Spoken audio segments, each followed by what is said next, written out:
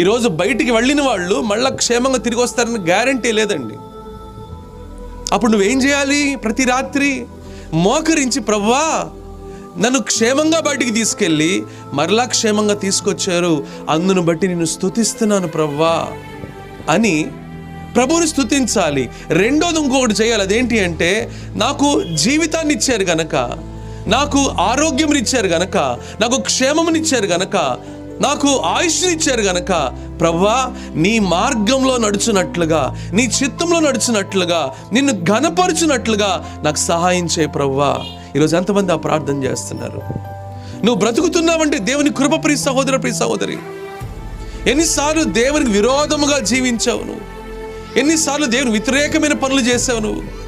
ఎన్నిసార్లు దేవునికి అవమానకరంగా జీవించావు నువ్వు? అయినా సజీవుడుగా, సజీవురాలుగా దేవుడు ఉంచాడు అని చెప్పనంటే నువ్వు అద్భుతమైన వ్యక్తివని కాదు. నీ జీవితాన్ని మార్చుకొని, మలుచుకొని, సరిచేసుకొని ఆయన మార్గములో, ఆయన చిత్తంలో నడుస్తూ ఆయనకి మహిమకరంగా బ్రతుకుతావని. హల్లెలూయా. Every day is an opportunity that God is giving us to glorify His name.